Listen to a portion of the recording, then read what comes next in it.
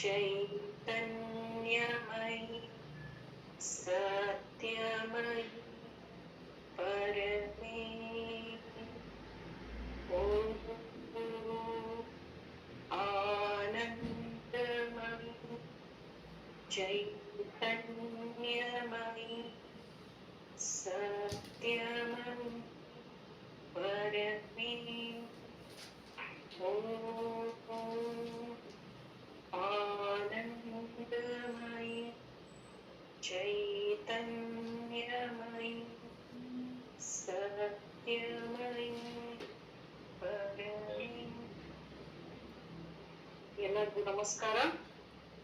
Once again, welcome to the Integral Yoga Talk Series in Kannada by Professor Nandish UK, in charge of Sri Aurobindo Society, the Core Center. Professor Nandish is a lecturer in physics. He has published books like Yogadhare and others.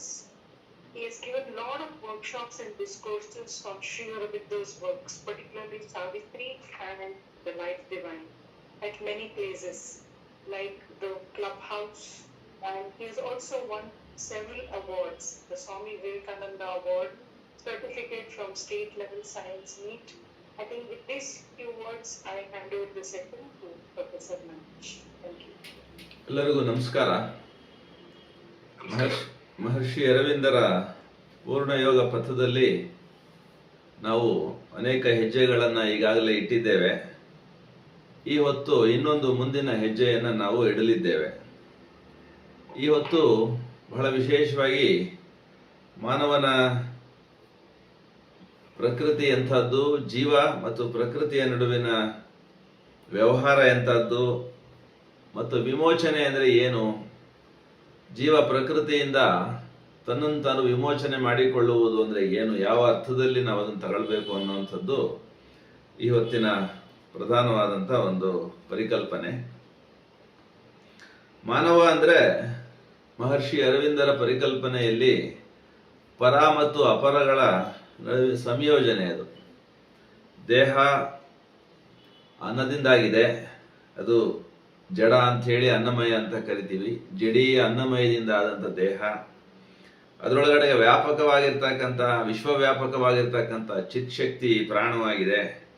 ಹಾಗೆಯೇ ಬುದ್ಧಿ, ಮನಸ್ಸು, ಇದು ಕೂಡ ಮಾನವನ ಅಸ್ತಿತ್ವದೊಳಗಡೆಗೆ ಪ್ರಧಾನವಾದ ಒಂದು ಸ್ಥಳ. ಅದರ ಆಚೆಗೆ ವಿಜ್ಞಾನ ಅಥವಾ ಸುಪ್ರಮಾನಸ, ಅಧಿಮಾನಸ ಅಂತೆಲ್ಲ ಕರೆಯುವಂಥದ್ದೊಂದು ವಿಶೇಷವಾದ ಮನಸ್ಸಿದೆ.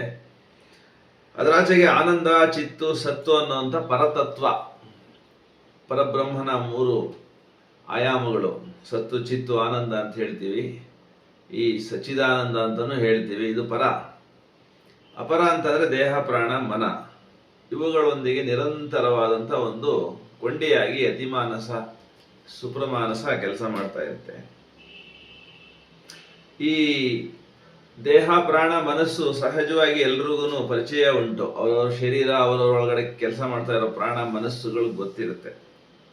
ಸಹಜವಾದ ವಿಕಾಸ ಆದ್ರಿಂದ ಪ್ರಕೃತಿ ಅದನ್ನ ಮಾಡ್ತಾ ಇರೋದ್ರಿಂದಾಗಿ ಎಲ್ರಿಗೂ ಅದು ಗೋಚರ. ಅದು ಆದರೆ ಪರಿಶ್ರಮದಿಂದ, ಯೋಗ ಸಾಧನೆಯಿಂದ, ಅಂತರಂಗದ ಒಂದು ಸಾಧನೆಯಿಂದಾಗಿ ನಾವು ಕಂಡ್ಕೊಳ್ಬೇಕಾಗಿರುವಂಥದ್ದು ವಿಜ್ಞಾನ, ಅಥವಾ ಅದನ್ನ ಚೇತನ ಮನಸ್ಸು ಅಂತ ಹೇಳಿ, ಚೈತನ್ಯಾತ್ಮಕವಾದ ಮನಸ್ಸು, ವಿಜ್ಞಾನ ಅಂತೆಲ್ಲ ಕರಿಬೋದು. ಪರಿಶ್ರಮವಿಲ್ಲದೆ ಇದ್ರೆ ಅದು ಬೆಳವಣಿಗೆ ಆಗಲ್ಲ ನಮ್ಮಲ್ಲಿ. ಅದ ಕಾರಣ ಈ ಸತ್ತು, ಚಿತ್ತು, ಆನಂದದ ಆ ಒಂದು ಅನುಭವ ಜೀವನಿಗೆ ಉಂಟಾಗಲ್ಲ. ಮಾನವ ಶರೀರದಲ್ಲಿರ್ತಕ್ಕಂಥ ಜೀವನಿಗೆ ಆನಂದ ಆಗಲಿ, ಜಾಗೃತಿ ಆಗಲಿ, ಅಸ್ತಿತ್ವದ ಪರಿಚಯವಾಗಲಿ ಯಾವುದು ಸ್ಪಷ್ಟವಾಗಿ ಆಗಲ್ಲ. ಯಾಕೆ ಅಂತ ಅಂದರೆ ಅದು ಸುಷುಪ್ತಿ ಹಂತದಲ್ಲಿ ದರ್ಶನಕ್ಕೆ ಲಭ್ಯವಿಲ್ಲ, ಸಾಧನೆ ಇಲ್ಲದೆ ಜಾಗೃತಿಗೆ ಲಭ್ಯವಿಲ್ಲ. ಹಾಗಾಗಿ ಈ ಸಚ್ಚಿದಾನಂದದ ಅಥವಾ ಪರತತ್ವದ ಅನುಸಂಧಾನಕ್ಕಾಗಿ ಸಾಧನೆ ಅನ್ನೋದು ಅನಿವಾರ್ಯ ಅಂತ ಹೇಳಿ ಮಹರ್ಷಿಗಳು ಹೇಳ್ತಾರೆ. ಈ 7 ಅಂಶಗಳಿಂದ ಸಂಯೋಜನೆಯಾಗಿರ್ತಕ್ಕಂಥ ಮಾನವ ಶರೀರವನ್ನ ನಾವೇ ಒಂದ್ಸರಿ ಧ್ಯಾನಿಸಿ, ಭಾವಿಸಿ, ಕಲ್ಪಿಸಿ, ಆಲೋಚಿಸಿ, ಚಿಂತಿಸಿ ಮೊದಲು ನೋಡ್ಕೊಳ್ಬೇಕಾಗತ್ತೆ. ಶ್ರೀ ಅರವಿಂದರ ಅಭಿವ್ಯಕ್ತಿಗಳು ಈ ಬಗ್ಗೆ, ಈ ಅಸ್ತಿತ್ವದ ಬಗ್ಗೆ ಮಾನವನ ಭೂಲೋಕದ ಯಾತ್ರೆಯ ಬಗ್ಗೆ ಏನು ಅವರು ಅಭಿವ್ಯಕ್ತಿ ಮಾಡಿದ್ದಾರೆ ಅವರ ಸಾಹಿತ್ಯದ ಮೂಲಕ, ಅದು ಸಾಮಾನ್ಯ ಮಾನವ ಗ್ರಾಹ್ಯವಾದಂಥ ಸಾಹಿತ್ಯವಲ್ಲ. ಅದು ತುರಿಯಾವಸ್ಥೆಯಲ್ಲಿ ಅಥವಾ ಅತಿಮಾನಸದ ಎತ್ತರದಲ್ಲಿ ಸದಾಕಾಲ ಅವರು ಮನಸ್ಸನ್ನು ಉಳ್ಳವರಾಗಿ ಅಲ್ಲಿಂದ ಅವರು ಅವರ ಸಾಹಿತ್ಯ ನಿರ್ಮಾಣವನ್ನು ಮಾಡಿರೋದ್ರಿಂದಾಗಿ ಸಾಮಾನ್ಯ ಮಾನವ ಗ್ರಾಹ್ಯವಾದಂಥ ಸಾಹಿತ್ಯ ಸುಲಭವಾಗಿ ಆಗಲ್ಲ ಅಂತ ಹೇಳಿ ಬಹುಪಾಲು ಜನರು ತಿಳ್ಕತಾರೆ. ಅವರು ಅಪರಿಮೇಯವನ್ನ ನಾವ್ಯಾವುದನ್ನ ಅನ್ನೋವಬಲ್ ಅಂತ ಹೇಳ್ತೀವಿ, ಅದನ್ನ ಕುರಿತು ಸದಾ ಚಿಂತಿಸಿರೋದ್ರಿಂದಾಗಿ ಅವರ ಸಾಹಿತ್ಯದಲ್ಲಿ ಆ ಎತ್ತರಕ್ಕೆ ನಮ್ಮ ಮನಸ್ಸು ಹೋದಲ್ಲದೆ, ನಾವು ನಮ್ಮ ಮನಸ್ಸನ್ನ ಎತ್ತರಕ್ಕೆ ಒಯ್ದಲ್ಲದೆ ಅರವಿಂದರನ್ನ ಸ್ಪರ್ಶಿಸುವುದು, ಅವರ ಸಾಹಿತ್ಯವನ್ನು ಗ್ರಹಿಸುವುದು ಸ್ವಲ್ಪ ಕಷ್ಟ ಅಂತ ಅನ್ನಿಸ್ತದೆ. ಅದಕ್ಕೆ ಅವ್ರೇನು ಹೇಳ್ತಾರೆ ಅಂದ್ರೆ, ದೃಷ್ಟಿ ವಿಶಾಲವಾಗಬೇಕು, ಮನಸ್ಸು ಬಾಂಧಳವಾಗಬೇಕು, ಭೂಮದ ಪ್ರತಿಮೆಗಳು ನಿಮಗೆ ಅಲ್ಲಿ ಗೋಚರಿಸ್ತವೆ ಅಂತ. ಭೂಮವನ್ನು ನಾವು ಪರಿಕಲ್ಪನೆ ಮಾಡ್ಕೊಳ್ಳೋದಕ್ಕೆ ಭೂಮಿ ಮೇಲೆ ಬೇಕಾದಷ್ಟು ಅವಕಾಶಗಳುಂಟು. ಒಂದು ಮಹಾಸಾಗರದ ಎದುರುಗಡೆಗೆ ನಿಂತಾಗ ನಮ್ಮ ಅಲ್ಪತೆ ಹೋಗುತ್ತೆ. ಹಿಮಾಲಯ ಪರ್ವತವನ್ನ ಸಮೀಪದಿಂದ ನೋಡಿದಾಗ ನಮ್ಮ ಅಲ್ಪತೆ ಹೋಗುತ್ತೆ. ರಾತ್ರಿ ಲಕ್ಷಾಂತರ ತಾರೆ ನೀಹಾರಿಕೆಗಳಿಂದ ಒಳಗೂಡಿರ್ತಕ್ಕಂಥ ಆಕಾಶವನ್ನ ನೋಡಿದಾಗ ನಮ್ಮ ಅಲ್ಪತೆ ಹೋಗುತ್ತೆ. ಹೀಗೆ ಭೂಮದ ಪರಿಕಲ್ಪನೆಗೆ ನಮ್ಮ ಮನಸ್ಸನ್ನು ನಾವು ತಲುಪಿಸಬೇಕಾದ್ರೆ ಇಂಥದ್ದೊಂದು ಭೂಮ ವಸ್ತುಗಳು ಬ್ರಹ್ಮ ಸೃಷ್ಟಿ ಒಳಗಡೆ ಬೇಕಾದಷ್ಟಿದ್ದಾರೆ. ಮಹಾಸಾಗರದ ಮುಂದೆ ನಿಂತಾಗ ಆಗ್ತಕ್ಕಂಥ ಅನುಭೂತಿ, ಮಹಾಪರ್ವತವೊಂದನ್ನು ನಾವು ಆರೋಹಿಸಿದಾಗ ಆಗ್ತಕ್ಕಂಥ ಅನುಭೂತಿ, ಯಾವುದೋ ಒಂದು ಅದ್ಭುತ ಸಂಗೀತವನ್ನ ಒಂದು ದಿನಕ್ಕೆ 1 ಗಂಟೆ ಕೇಳಿದಾಗ ಆಗ್ತಕ್ಕಂಥ ಅನುಭೂತಿ, ಮಹಾಕಾವ್ಯವೊಂದನ್ನು ನಾವು ಈ ಕಡೆಯಿಂದ ಆ ಕಡೆಗೆ ಅಧ್ಯಯನ ಮಾಡಿದಾಗ ಅದನ್ನು ವಾಚಿಸಿದಾಗ ಆಗ್ತಕ್ಕಂಥ ಅನುಭೂತಿ, ಇದೆಲ್ಲನೂ ಭೂಮಕ್ಕೆ ಸಮೀಪ. ಅವಾಗ ನಮ್ಮ ಮನಸ್ಸು ಅಲ್ಪತೆಯನ್ನು ಕಳೆದುಕೊಂಡು ಆ ಒಂದು ಭೂಮತೆಯನ್ನ ಪಡ್ಕೊಳ್ಳೋದಕ್ಕೆ ಯೋಗ್ಯವಾಗುತ್ತೆ. ಅದಕ್ಕಾಗಿ ಮಹರ್ಷಿ ಅರವಿಂದರು ಈ ತರ ದೊಡ್ಡ ವಿಸ್ತಾರವಾದ ಗ್ರಂಥ ರಾಶಿಯನ್ನೇ ನಿರ್ಮಾಣ ಮಾಡಿ ಮಾನವನ ಗಂತವ್ಯವನ್ನು ತಲುಪಲಿಕ್ಕೆ ಸಹಾಯ ಮಾಡಿದ್ದಾರೆ. ಇವತ್ತು ನಾವು ಜೀವ, ಪ್ರಕೃತಿ ಮತ್ತು ವಿಮೋಚನೆ ಅನ್ನೋ ವಿಚಾರದಲ್ಲಿ ಮಾತನಾಡ್ತೀವಿ ಅಂತ ಹೇಳಿ ಪ್ರಾರಂಭದಲ್ಲಿ ನಾವು ಹೇಳಿದ್ವಿ.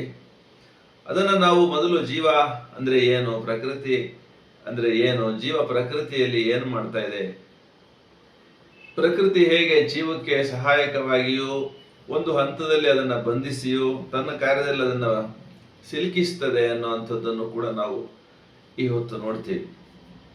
ಸೊ ಪ್ರಕೃತಿಯ ಅಧೀನದಲ್ಲಿರ್ತಕ್ಕಂಥ ಅಥವಾ ನಿಮ್ನ ಪ್ರಕೃತಿಯ ಅಧೀನದಲ್ಲಿರ್ತಕ್ಕಂಥ ಜೀವನಿಗೆ ಸ್ವತಂತ್ರ ಅನ್ನೋದು, ತನ್ನ ಶಕ್ತಿಯನ್ನು ಪ್ರಕಟಪಡಿಸ್ಲಿಕ್ಕಿರೋ ಅವಕಾಶ ಅನ್ನುವಂಥದ್ದು ಇರೋದಿಲ್ಲ. ಆ ಕಾರಣಕ್ಕಾಗಿ ಅವನು ಅದರಿಂದ ವಿಮೋಚಿತನಾಗಬೇಕು ಅಥವಾ ಪ್ರಕೃತಿಯಿಂದ ಪಾರಾಗಿ ತನ್ನ ನಿಜ ಉದ್ದೇಶವನ್ನ ಈ ಮಾನವ ಪ್ರಕೃತಿ ಒಳಗಡೆಗೆ, ಅಸ್ತಿತ್ವದೊಳಗಡೆಗೆ ಪ್ರಕಟಿಸಬೇಕಾಗತ್ತೆ.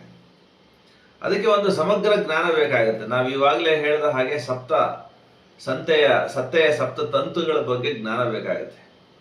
ಪ್ರಾಣ ಅಂದ್ರೆ ಏನು, ಮನ ಅಂದ್ರೆ ಏನು, ಜಡ ಅಂದ್ರೆ ಏನು, ಅತಿಮಾನಸ ಅಂದ್ರೆ ಏನು, ಸತ್ ಅಂದ್ರೆ ಏನು, ಚಿತ್ತ ಅಂದ್ರೆ ಏನು, ಆನಂದ ಅಂದ್ರೆ ಏನು, ಇದು ಈ ಶಬ್ದಗಳೇನಿದಾವೆ ಇದ್ರ ಬಗ್ಗೆ ಕುರಿತು ಸ್ವಲ್ಪ ಚಿಂತಿಸಬೇಕಾಗತ್ತೆ. ಅದನ್ನ ಸಮಗ್ರ ಜ್ಞಾನ ಅಂತ ಹೇಳಿ ಅವರು ಹೇಳ್ತಾರೆ. ತಮಸಪ್ತಮದಿಂದ ಜ್ಞಾನ ಸಪ್ತಮದ ಕಡೆಗೆ ಹೋಗ್ಬೇಕು ಅಂತ ಹೇಳಿ ಹಿಂದಿನ ವಾರ ನಾವು ಹೇಳ್ಕೊಂಡಿದ್ವಿ. 7 ರೀತಿಯ ಅಜ್ಞಾನದಿಂದ 7 ರೀತಿಯ ಜ್ಞಾನದ ಕಡೆಗೆ ನಾವು ಮನುಷ್ಯರು ಸಾಗಬೇಕಾಗಿದೆ. ಆ ಸಮಗ್ರ ಜ್ಞಾನವನ್ನ ನಾವು ನಮ್ಮ ಈ ಸಾಧನೆ ಒಳಗಡೆಗೆ ಹೊಂದಿದ್ದೇ ಹೋದಾದ್ರೆ ಒಂದು ಸ್ಥೂಲ ಪರಿಣಾಮ ಮೊದಲಿಗೆ ನಮಗಾಗುವಂಥದ್ದು,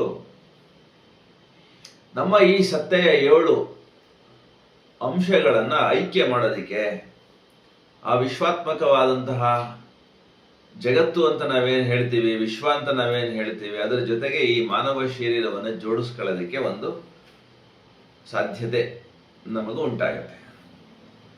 ಈ ಜಗತ್ತನ್ನು ಪೂರ್ಣವಾಗಿ ಅರಿಯಬೇಕು, ಆ ಮೂಲಕ ಜಗತ್ತಿನ ವಸ್ತುಗಳ ಸ್ವರೂಪವನ್ನು ನಾವು ತಿಳಿಬೇಕು ಅಂತ ಏನಾದ್ರೂ ನಮಗೆ ಅಭಿಪ್ಸೆ ಆದ್ರೆ, ಅಂಥದ್ದೊಂದು ಆಸ್ಪಿರೇಷನ್ ನಮ್ದಾದ್ರೆ, ನಾನು ಯಾರು, ಈ ಶರೀರ ಯಾವುದು, ಈ ಶರೀರಕ್ಕೂ ನನಗೂ ಏನ್ ಸಂಬಂಧ ಇದೆ, ಈ ಶರೀರಕ್ಕೂ ಈ ಪ್ರಕೃತಿಗೂ ಯಾವ ತರ ಸಂಬಂಧ ಇದೆ, ಈ ಪ್ರಕೃತಿ ಈ ಜಗತ್ತು ಮತ್ತು ಈ ಜಗತ್ತಿನ ಸೃಷ್ಟಿಕರ್ತನಿಗೆ ಯಾವ ತರ ಸಂಬಂಧ ಇದೆ, ಈ ತರ ಏನಾದ್ರೂ ನಮಗೆ ತಿಳಿಬೇಕು ಅನ್ನೋವಂಥದ್ದು ಆಸ್ಪಿರೇಷನ್, ಅಭಿಪ್ಸೆ ಬಂದ್ರೆ ಆಗ ನಮಗೆ ಗೊತ್ತಾಗುತ್ತೆ ಪ್ರತಿಯೊಂದು ವಸ್ತುವು, ಪ್ರತಿಯೊಂದು ಶಾಂತ ವಸ್ತು ಅದೇನೇ ಇರಲಿ, ಭೂಲೋಕದಲ್ಲಿ ನಮ್ಮ ಕಣ್ಣಿಗೆ ಕಾಣೋ ಅಂಥದ್ದು, ನಮ್ಮ ಕೈಗೆ ಸಿಗೋ ಅಂಥದ್ದು ಅನಂತದ ಒಂದು ಅಂಶವೇ ಆಗಿದೆ, ಅನಂತದ ಒಂದು ಪ್ರಕಟೀಕರಣವೇ ಆಗಿದೆ ಅನ್ನುವಂಥದ್ದು ಗೊತ್ತಾಗುತ್ತೆ. ನಾವು ಅನೇಕ ಸಾರಿ ಮಾತಾಡಿದ್ದೀವಿ ಈ ಬಗ್ಗೆ. ಒಂದು ಯಾವುದೇ ವಸ್ತುವನ್ನು ತಗೊಂಡ್ರೆ ಅದರೊಳಗಡೆಗೆ ನಾವು ಗಮನಿಸಿದ್ರೆ ವಿಜ್ಞಾನಿಯ ದೃಷ್ಟಿಕೋನದಿಂದ ಅದರೊಳಗಡೆಗೆ ಪರಮಾಣುಗಳು ಮಾತ್ರವೇ ಇರುವಂಥದ್ದು. ನೀವು ಯಾವುದೇ ವಸ್ತು ತಗೊಂಡ್ರು ಅದರೊಳಗೆ ಪರಮಾಣುಗಳು ಉಂಟು. ಆ ಪರಮಾಣುಗಳ ಮಟ್ಟದಲ್ಲಿ ಜಗತ್ತೆಲ್ಲವೂ ಒಂದೇ. ಆದರೆ ಹೊರಕ್ಕೆ ಬಂದ್ರೆ ತೋರಿಕೆ ಒಳಗಡೆಗೆ ಪ್ರತಿಯೊಂದು ವಸ್ತುವು ಬೇರೆ ಬೇರೆ, ನೀರು, ಗಾಳಿ, ಆಕಾಶ ಅಂತ ಹೇಳಿ ಬೇರೆ ಬೇರೆ ಹೆಸರು ಕೊಡ್ತೀವಿ ನಾವು. ಆದರೆ ಒಳಗಡೆಗೆ ನೀರಿನಲ್ಲಿರುವಂಥದ್ದು ಪರಮಾಣುವೆ, ಗಾಳಿಯಲ್ಲಿರುವಂಥದ್ದು ಪರಮಾಣುವೆ, ಯಾವುದೇ ವಸ್ತುವಿನಲ್ಲಿರುವಂಥದ್ದು ಪರಮಾಣುವೆ. ಸೊ ಪರಮಾಣು ಅನ್ನುವಂಥ ಮಟ್ಟದಲ್ಲಿ, ಆ ಸೂಕ್ಷ್ಮದಲ್ಲಿ ಜಗತ್ತೆಲ್ಲವೂ ಒಂದೇ, ಅದು ಭಿನ್ನ ರೂಪದಲ್ಲಿ ಹೊರಗಡೆಗೆ ತೋರ್ತಾ ಇದೆ ಅನ್ನುವಂಥದ್ದು ಗೊತ್ತಾಗುತ್ತೆ. ಈ ಥರದಲ್ಲಿ ಪೂರ್ಣವಾಗಿ ಅರಿಯಬೇಕು ಜಗತ್ತಿನ ಮೂಲ ದಿವ್ಯ ಸ್ವರೂಪ ಏನು ಅಂತ ನಾವು ಹೊರಟಾಗ ಸೂಕ್ಷ್ಮವಾಗಿ ಅದನ್ನು ಅವಲೋಕಿಸಬೇಕಾಗುತ್ತೆ. ಆ ಸೂಕ್ಷ್ಮತೆಗೆ ನಮಗೆ ಈ ಸಮಗ್ರ ಜ್ಞಾನದ ಅನಿವಾರ್ಯತೆ ಇರ್ತದೆ. ಈ ಪ್ರತಿಯೊಂದು ಯಾವುದೇ ವಸ್ತುವನ್ನ, ವ್ಯಕ್ತಿಯನ್ನ, ಯಾವುದೇ ಒಂದು ನಾವು ನೋಡಿದಾಗ ನಮ್ಮ ಪರಿಶೀಲನೆ ಒಳಗಡೆಗೆ ಅದರ ಮೂಲ ಸ್ವರೂಪ ಅನಂತ ಅನ್ನೋದು ನಮಗೆ ಈಗ ನಾವು ಹೇಳಿಕೊಂಡಂತೆ ಸ್ಪಷ್ಟವಾಗಿ ಗೊತ್ತಾಗುತ್ತೆ. ಯಾಕೆಂತಂದ್ರೆ ಬ್ರಹ್ಮಾಂಡದ ಉದ್ದಗಲಕ್ಕೆ ನೀವೇನನ್ನೇ ನೋಡಿದ್ರು ಅದು ಪರಮಾಣುಗಳಿಂದನೇ ಆಗಿರೋವಂಥದ್ದು. ಅದರ ಸ್ವರೂಪದಲ್ಲಿ ಆ ಪರಮಾಣುಗಳ ಹಿಂದೆಗಡೆ ಯಾವುದು ಇದೆಯೋ, ಆ ಪರಮಾಣು ನಿರ್ಮಾಣ ಶಕ್ತಿ ಯಾವುದಿದೆಯೋ ಪ್ರಾಣ, ಅದು ವಿಶ್ವಾತ್ಮಕವಾದದ್ದು. ಹಾಗಾಗಿ ಆ ಒಂದು ಬ್ರಹ್ಮಶಕ್ತಿ ಪ್ರಾಣ ಏನಿದೆ ಅದು ಪ್ರತಿಯೊಂದರ ಮೂಲಭೂತ ಒಂದು ಸತ್ತೆ ಅಂತ ಹೇಳಿ ನಾವು ಭಾವಿಸಬಹುದು. ಅದು ಅನಂತ, ಅದು ಅನಾದಿ, ಅದು ಯಾವಾಗ ಶುರುವಾಯಿತು ಅದು ಗೊತ್ತಿಲ್ಲ. ಹಾಗಾಗಿ ಈ ವಿಶ್ವ ಸೃಷ್ಟಿಯಾಗುವ ಪೂರ್ವದಲ್ಲಿಯೇ, ಆಕಾಶ ಸೃಷ್ಟಿಯಾಗುವ ಪೂರ್ವದಲ್ಲಿಯೇ ಪ್ರಾಣ ಸ್ಪಂದ ರೂಪದಲ್ಲಿ ಇರಬೇಕಾಗತ್ತೆ. ಆ ಮೂಲಭೂತ ಸ್ವರೂಪವನ್ನು ನಾವೇನಾದರೂ ನಮ್ಮೊಳಗಡೆಗೆ ಬೌದ್ಧಿಕವಾಗಿ, ಕಾಲ್ಪನಿಕವಾಗಿ ಗ್ರಹಿಸಲಿಕ್ಕೆ ನಮ್ಮಲ್ಲಿ ಸಾಧ್ಯವಾದರೆ ಅದು ವಿಶೇಷ. ಅದನ್ನು ನಾವು ದಿವ್ಯ ದೃಷ್ಟಿ ಅಂತ ಹೇಳಬೇಕಾದ್ರೂ ಭಾವಿಸಬಹುದು. ಅಂಥದ್ದೊಂದು ದಿವ್ಯವಾದಂಥ ಅನುಭವವನ್ನು, ದಿವ್ಯ ಆನಂದವನ್ನು ನಾವು ಪಡೆಯಬೇಕು ಅಂತ ಅಂದರೆ ಸೂಕ್ಷ್ಮಾವಲೋಕನ ಶಕ್ತಿ ನಮ್ಮ ಮನಸ್ಸಿಗೆ, ನಮ್ಮ ಬುದ್ಧಿಗೆ, ನಮ್ಮ ಎಲ್ಲ ಇಂದ್ರಿಯಗಳ ಪರಮ ಸೂಕ್ಷ್ಮ ನೆಲೆ ಯಾವುದಿದೆ ಅಲ್ಲಿಗೆ ನಾವು ಹೋಗಿ ಮುಟ್ಟಬೇಕಾಗತ್ತೆ. ಅದೇನಾದರೂ ನಾವು ಸಾಧ್ಯವಾಗಿಸಿದರೆ ನಮ್ಮ ಬದುಕಿನೊಳಗಡೆಗೆ ಒಂದು ಐಕ್ಯತೆ ಬರುತ್ತೆ. ನಮಗೆ, ನನಗೂ ಮತ್ತು ಈ ಜಗತ್ತಿಗೂ ಒಂದು ಐಕ್ಯತೆ ಬರುತ್ತೆ, ಸಮರಸತೆ ಬರುತ್ತೆ. ಏನೆಲ್ಲ ನೋಡ್ತೀವಿ ಅದು ನನ್ನಂತೆಯೇ ಈ ಪಂಚಭೂತಗಳಿಂದನೇ ತಯಾರಾಗಿದೆ ಅನ್ನೋದು ನಮಗೆ ವೇದ್ಯವಾಗುತ್ತೆ, ಗೊತ್ತಾಗುತ್ತೆ. ಯಾಕೆ ಅಂತ ಅಂದ್ರೆ ಪಂಚಭೂತಗಳು ವಿಶ್ವ ವ್ಯಾಕರಣದ ಸೂತ್ರಗಳು. ನಾವೇನು ಆಕಾಶ, ವಾಯು, ಅಗ್ನಿ, ಜಲ, ಪೃಥ್ವಿ ಅಂತ ಹೇಳ್ತೀವಿ, ಅವು ಪಂಚಭೂತಗಳು. ಯಾವುದೇ ವಸ್ತುವನ್ನು ನೀವು ಕೈನಲ್ಲಿ ಹಿಡಿದ್ರೂ ಅದರೊಳಗಡೆ ಉಂಟು. ಹಾಗಾಗಿ ವಿಶ್ವ ವ್ಯಾಕರಣದ ಅವು ಮೂಲಭೂತ ಒಂದು ಅಕ್ಷರಗಳಂತ ಹೇಳ್ಬೇಕಾದ್ರೆ ನಾವು ಹೇಳ್ಕೊಳ್ಬೋದು. ಯಾವುದೇ ಒಂದು ಭಾಷೆಗೆ ಸ್ವರಗಳು, ವ್ಯಂಜನಗಳು ಹೆಂಗಿರ್ತವೋ ಹಾಗೆ ಯಾವುದೇ ಒಂದು ವಸ್ತುವನ್ನ, ಯಾವುದೇ ಒಂದು ನೀವು ನಿಮ್ಮ ಪರಿಶೀಲನೆ ಒಳಗಡೆ ನೋಡ್ತಾ ಇರ್ತಕ್ಕಂಥದ್ದನ್ನ ಅವಲೋಕನ ಮಾಡಿದಾಗ ಗೊತ್ತಾಗುತ್ತೆ ಅದರಲ್ಲಿ ಈ ಪಂಚಭೂತಗಳು ಉಂಟು ಅಂತ.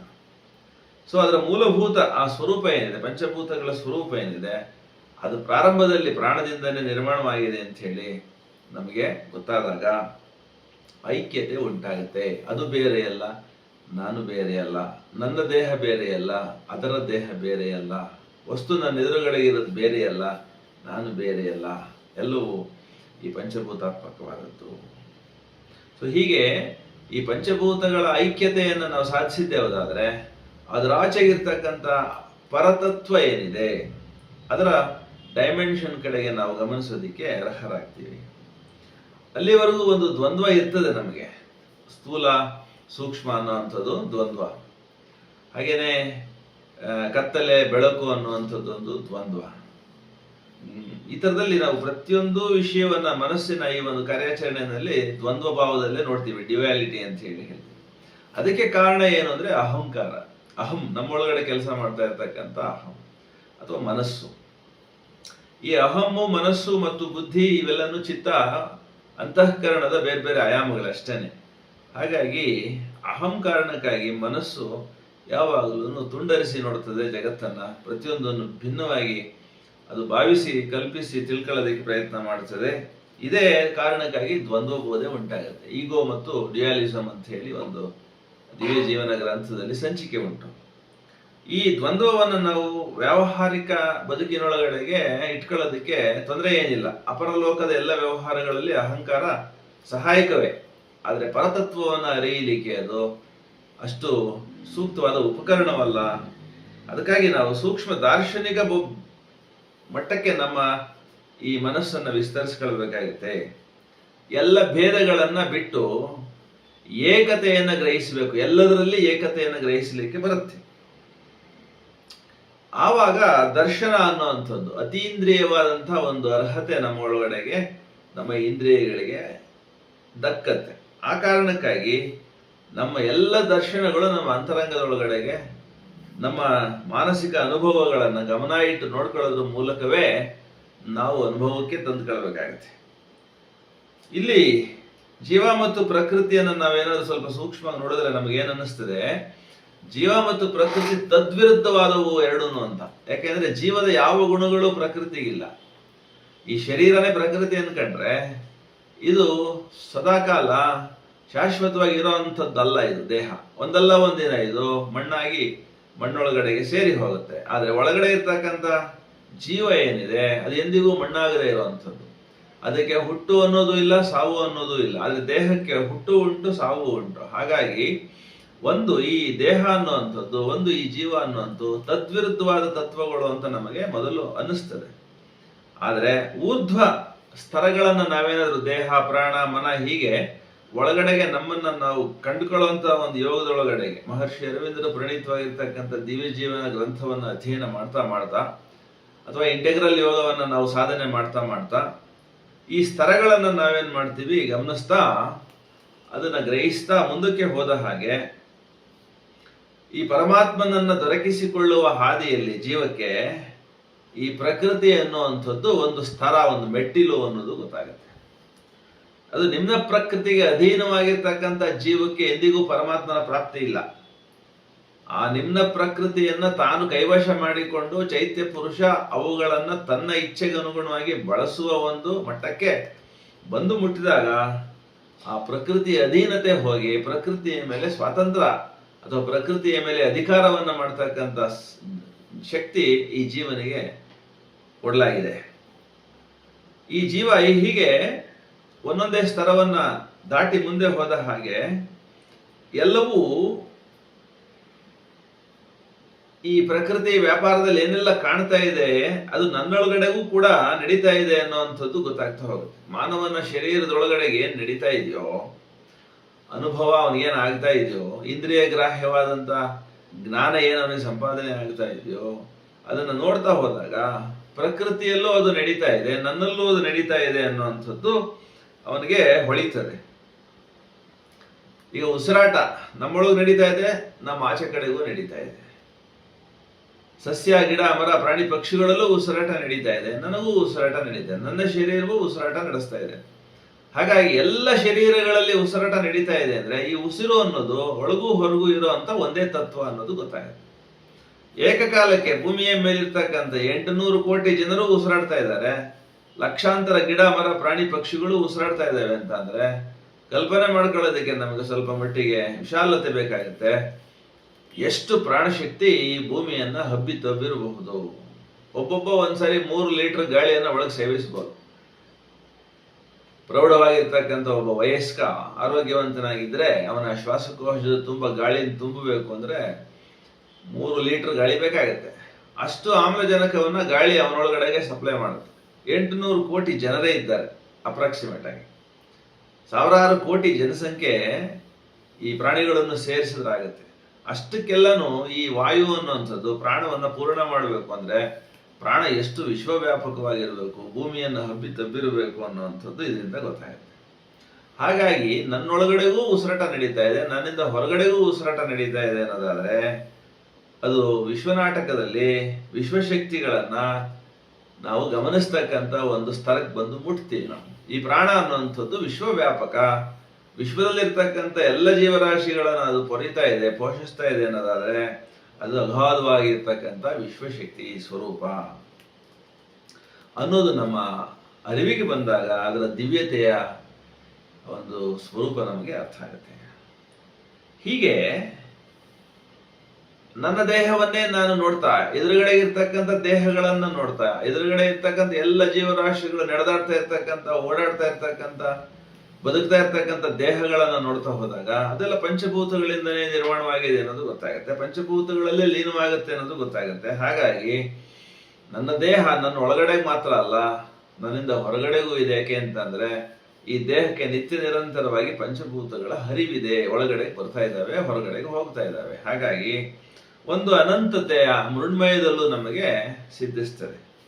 ಹಾಗಾಗಿ ಸಮಸ್ತ ಬ್ರಹ್ಮಾಂಡವು ನನ್ನ ಮೈ, ಆ ಬ್ರಹ್ಮಾಂಡದ ಒಂದು ಪುಟ್ಟ ಅಂಶ ಈ ಶರೀರ ಅನ್ನುವಂಥ ಒಂದು ಸಾಮಂಜಸ್ಯದ ಅರಿವು ಯಾವಾಗ ಜೀವನಿಗೆ ಬಂದುಬಿಡುತ್ತದೆ, ಆವಾಗ ಹೆಚ್ಚು ಹೆಚ್ಚು ಪೂರ್ಣತೆಯ ಒಂದು ಅರಿವಾಗ್ತಾ ಹೆಚ್ಚು ಹೆಚ್ಚು ನಿಯಂತ್ರಣ ಶಕ್ತಿ, ಆ ಒಂದು ದೇಹವನ್ನ ನಿಯಂತ್ರಿಸ್ಕೊಳ್ತಕ್ಕಂಥ, ತನಗೆ ಬೇಕಾದ ಹಾಗೆ ಅದನ್ನ ಬಳಸ್ಕೊಳ್ತಕ್ಕಂಥ ಜಾಣ್ಮೆಯೂ ಅವನಲ್ಲಿ ಸಿದ್ಧಿಸ್ತದೆ. ಇದಕ್ಕೆ ಬೇಕಾಗಿರುವಂಥದ್ದು ಜ್ಞಾನ, ಎರಡನೇದು ಸಂಕಲ್ಪ. ಆ ದಿವ್ಯ ಶಕ್ತಿಯ ಎರಡು ಮುಖಗಳಿವು.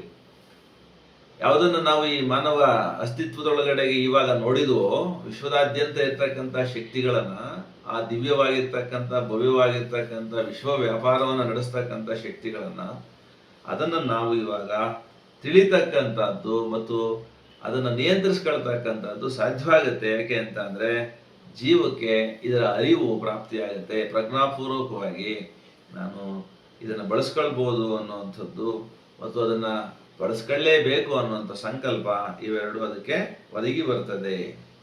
ಶಕ್ತಿ ದೇವನ ಸಂಕಲ್ಪ ರೂಪವಾಗಿದೆ ಅಂತ ಹೇಳಿ ಮಹರ್ಷಿ ಅರವಿಂದರು ಹೇಳ್ತಾರೆ. ಯಾವೆಲ್ಲ ಶಕ್ತಿಗಳು ಭೂಲೋಕದಲ್ಲಿ ನೋಡ್ತೀವಿ ನಾವು? ಶಾಖ ಶಕ್ತಿನ ನೋಡ್ತೀವಿ, ಉಷ್ಣ ಅಂತ ಕರಿತೀವಿ ಅದನ್ನು ಬಳಸಿ ಎಷ್ಟೆಲ್ಲ ಕೆಲಸ ಮಾಡ್ತಾ ಇದ್ದೀವಿ. ಹಾಗೇನೆ ಬೆಳಕು, ಅದು ಒಂದು ಶಕ್ತಿ, ಎಷ್ಟೆಲ್ಲ ಕಾರ್ಯಗಳು ಬೆಳಕಿನಲ್ಲಿ ನಾವು ಮಾಡ್ತಾ ಇದ್ದೇವೆ. ಹಾಗೇನೆ ವಿದ್ಯುತ್ ಶಕ್ತಿ, ಎಷ್ಟೆಲ್ಲ ಕೆಲಸಗಳು ವಿದ್ಯುತ್ ಶಕ್ತಿ ಮೂಲಕ ಮಾಡಿಸ್ತಾ ಇದ್ದೇವೆ. ನಿಯಂತ್ರಣ ಮಾಡದೆ ಹೆಂಗ್ ಮಾಡಕ್ಕಾಗತ್ತೆ?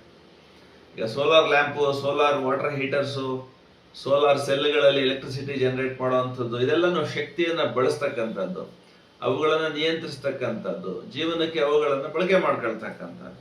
ಇದು ಪೂರ್ಣತೆ ಜೀವದೊಳಗಡೆಗೆ ಜ್ಞಾನ ಮತ್ತು ಸಂಕಲ್ಪ ಬಂದಾಗ ಆಗುವಂಥದ್ದು. ಈ ಶಕ್ತಿ ಅನೇಕ ರೂಪಗಳಲ್ಲಿ ಏನ್ ನಮಗೆ ಉಪಯೋಗಕ್ಕೆ ಬರ್ತಾ ಇದೆ, ಅದು ಪರಮೇಶ್ವರನ ಸಂಕಲ್ಪ. ನಾವು ನಮ್ಮ ಸಂಕಲ್ಪ ಅಂತ ಏನ್ ಹೇಳ್ತೀವಿ, ಅದೇ ತರದಲ್ಲಿ ಶಕ್ತಿ ರೂಪಗಳನ್ನ ಪರಮೇಶ್ವರ ಸಂಕಲ್ಪಿಸಿದ್ದಾನೆ.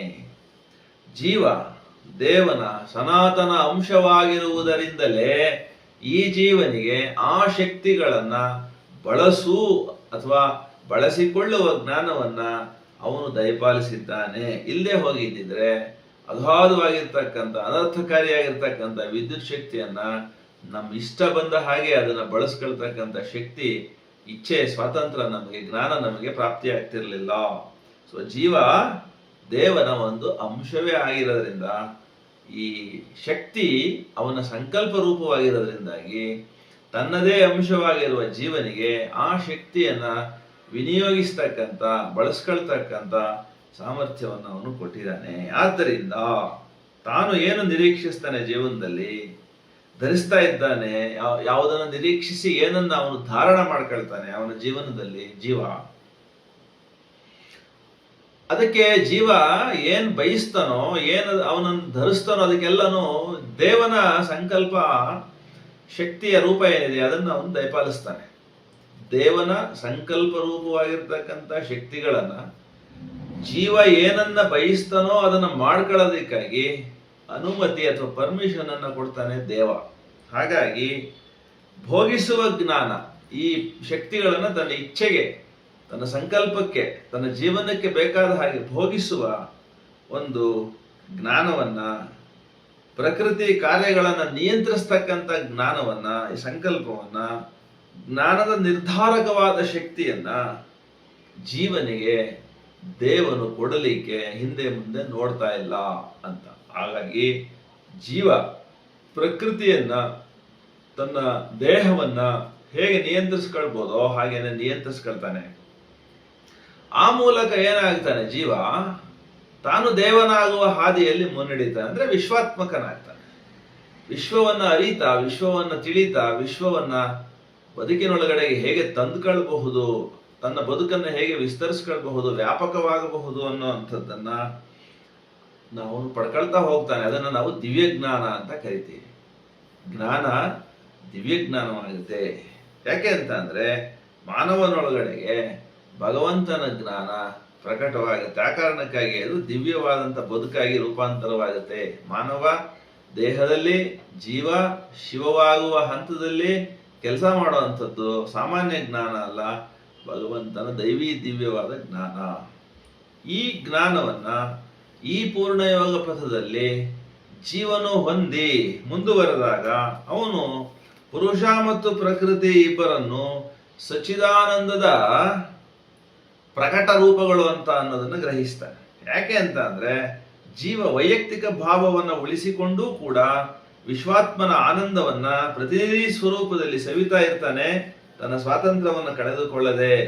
ಆದ್ದರಿಂದಾಗಿ ಆ ಒಂದು ಸಾಮರ್ಥ್ಯ ಅವನಿಗೆ ಬಂದದ್ದೆಂಗೆ ಅಂದ್ರೆ ಸಚ್ಚಿದಾನಂದದ ಅಪರಾವತಾರಿಯಾಗಿ ಈ ಮಾನವ ಶರೀರದಲ್ಲಿ ಪರಮೇಶ್ವರನೇ ತನ್ನ ಲೀಲೆಯಲ್ಲಿ ತೊಡಗಿರ್ತಾನೆ ಅನ್ನುವಂಥದ್ದು, ಪುರುಷ ಮತ್ತು ಪ್ರಕೃತಿ ಇಬ್ಬರು ಅಲ್ಲಿಂದನೇ ಬಂದಿದ್ದಾರೆ ಅನ್ನುವಂಥದ್ದು ಮಾನವನಿಗೆ ಅರ್ಥವಾಗುತ್ತೆ ಸ್ಪಷ್ಟವಾಗಿ. ಹಾಗಾಗಿ ಅವನು ಸಪ್ರಜ್ಞನಾಗ್ತಾನೆ. ತನ್ನ ಅಸ್ತಿತ್ವದ ಮೇಲೆ ಒಂದು ನಿಯಂತ್ರಣವನ್ನು ಹೊಂದಬಹುದಾದಂಥ ಸಾಧ್ಯತೆ ಅವನೊಳಗಡೆಗೆ ಬರುತ್ತೆ. ಆವಾಗ ಈ ಅಸ್ತಿತ್ವದ ಹಿಂದೆಗಡೆಗೆ ಇರ್ತಕ್ಕಂಥ ಏಕವಾಗಿರ್ತಕ್ಕಂಥ ಎಲ್ಲದರಲ್ಲಿರ್ತಕ್ಕಂಥ ಎಲ್ಲವನ್ನು ನಿಯಂತ್ರಿಸ್ತಾ ಇರ್ತಕ್ಕಂಥ ಪರತತ್ವದ ಸಾರಭೂತ ಸ್ವಭಾವ ಏನು ಅನ್ನೋದು ತನ್ನ ಅರಿವಿಗೆ ಅವನಿಗೆ ಸಿಕ್ಕುತ್ತಾ ಹೋಗುತ್ತೆ. ಇದೇ ಅವನು ನಾವು ಸತ್ತು ಚಿತ್ತಾನಂದ ಅಂತ ನಾವಾಗಲೇ ಪ್ರಾರಂಭದಲ್ಲಿ ಏನು ಹೇಳಿದೀವಿ. ಈ ಶರೀರ ಸತ್ತಿದ್ದಾಗಿದೆ, ಒಳಗಡೆ ಪ್ರಾಣ ಚಿತ್ತಿದ್ದಾಗಿದೆ, ಜೀವ ಆನಂದದಿಂದಾಗಿದೆ. ಹಾಗಾಗಿ ಸಚ್ಚಿದಾನಂದದ ಸ್ವರೂಪದ ಜ್ಞಾನ ಮಾನವನಿಗೆ ಪ್ರಾಪ್ತಿಯಾಗುತ್ತೆ. ಹೀಗೆ ತನ್ನ ಪ್ರಜ್ಞೆ, ತನ್ನ ಶಕ್ತಿ, ತನ್ನ ಜ್ಞಾನ ಮತ್ತೆ ಅವುಗಳಾದ ಮೇಲೆ ಯಾವ ಸಂಕಲ್ಪಗಳನ್ನು ಅವನು ಮಾಡ್ತಾನೆ, ಆ ಸಂಕಲ್ಪಗಳನ್ನು ಅವನು ಕ್ರಿಯೆಗಿಳಿಸ್ತಾನೆ, ಅದೆಲ್ಲವೂ ಸಪ್ರಜ್ಞವಾಗಿ ಆಗ್ತಾ ಅಸ್ತಿತ್ವದ ಶಕ್ತಿಯೇ ಚಿತ್ತ ಅನ್ನೋದನ್ನ ಅವನು ಅರ್ಥೈಸ್ಕೊಳ್ತಾನೆ. ಮಾನವ ಶರೀರ ಪ್ರಾಣ ಹೋದ ಮೇಲೆ ಕೇವಲ ಜಡ, ಮೃತ ಜಡ, ಅದನ್ನ ಮಣ್ಣಿಗೆ ಹಾಕ್ತೀವಿ. ಆದರೆ ಒಳಗಡೆಗೆ ಪ್ರಾಣ ಇದ್ರೆ, ಜೀವ ಇದ್ರೆ ಅದನ್ನ ದೇಹ ಅಂತ ಕರಿತೀವಿ. ಜೀವ ಇರ್ತಕ್ಕಂಥ ಪ್ರಾಣಶಕ್ತಿ ಸಂಚರಿಸ್ತಾ ಇರ್ತಕ್ಕಂಥ ಮಾನವ ಶರೀರ ಏನೆಲ್ಲ ಕೆಲಸಗಳನ್ನು ಮಾಡುತ್ತೆ, ಚಲನೆಗಳನ್ನ ಉಂಟು ಮಾಡುತ್ತೆ, ಆ ಎಲ್ಲ ಚಲನೆಗಳಿಗೆ ಕಾರಣ ಆಗಿರುವಂಥದ್ದು ಚಿತ್ಶಕ್ತಿ. ಆ ಚಿತ್ಶಕ್ತಿಯ ಕಾರ್ಯಕ್ಕೆ ಆಧಾರವಾಗಿರ್ತಕ್ಕಂಥದ್ದು ಸತ್ತು ಅಂದ್ರೆ ದೇಹ. ಮತ್ತೆ ಈ ದೇಹ ಮತ್ತು ಆ ಚಿತ್ತ ಪ್ರಾಣ ಇವೆರಡರಿಂದ ಏನು ಕೆಲಸಗಳನ್ನ, ಏನು ಚಲನೆಗಳನ್ನ ಅವನು ಪ್ರಕೃತಿ ವ್ಯಾಪಾರದಲ್ಲಿ ಮಾಡ್ತಾನೋ ಅದರ ಉದ್ದೇಶ ಆನಂದ.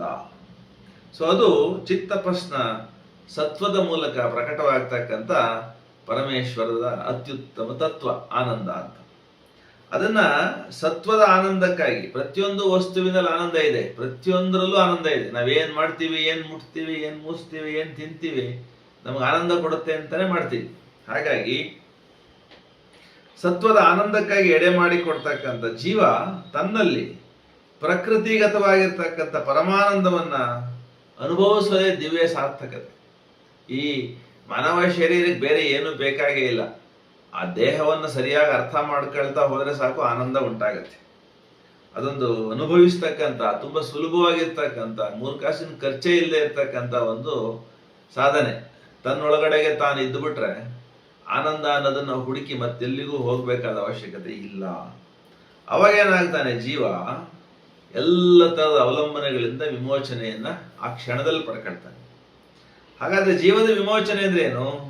ದೇಹವನ್ನ ಬಿಟ್ಟುಬಿಟ್ಟು ಜಗತ್ತನ್ನು ಬಿಟ್ಬಿಟ್ಟು ಪಾರಾಗದ ಅಂತನ? ಅದಲ್ಲ ಅಂತ ಹೇಳಿ ಮಹರ್ಷಿಗಳು ಹೇಳ್ತಾರೆ. ಈ ಜಗತ್ತಿನ ಈ ಸಂಸಾರವನ್ನ ಯಾವುದೇ ಕಾರಣಕ್ಕೂ ಬಿಟ್ಟು ಮತ್ತೆಲ್ಲಿಗೂ ಹೋಗಿ ನನ್ನನ್ನ ಅರಸೋ ಅವಶ್ಯಕತೆ ಇಲ್ಲ ಅಂತ ಹೇಳಿ ಭಗವಂತ ಹೇಳ್ತಾನೆ. ಯಾಕೆ ಅಂತ ಅಂದ್ರೆ ಸಾಕ್ಷಾತ್ ದೇವ ಅಂತ ನಾವೇನ್ ಭಾವಿಸ್ತೀವಿ, ಅವನು ಈ ಜಗತ್ತಿನಲ್ಲೇ ಇದ್ದಾನೆ. ಇಲ್ಲಿ ಸೃಷ್ಟಿಯಾಗಿರ್ತಕ್ಕಂಥ ಪ್ರತಿಯೊಂದನ್ನೂ ಅವನೇ ಸರ್ವಾಂತರ್ಯಾಮಿಯಾಗಿ, ಸರ್ವಗತನಾಗಿ, ಸರ್ವದರ ಪ್ರಭುವಾಗಿ ಇದ್ದಾನೆ. ಮತ್ತೆ ಈ ಜಗತ್ತಿನ ವಿಶ್ವದ ಎಲ್ಲದರ ಜೊತೆ ಅವನ ಸಂಬಂಧ ಇಟ್ಕೊಂಡಿದ್ದಾನೆ ಪರಮೇಶ್ವರ. ಅವನೆಲ್ಲೋ ದೂರದಲ್ಲಿ ಇದನ್ನೆಲ್ಲ ಬಿಟ್ಟು ಒಂಟಿಯಾಗಿ ಎಲ್ಲೂ ಇಲ್ಲ.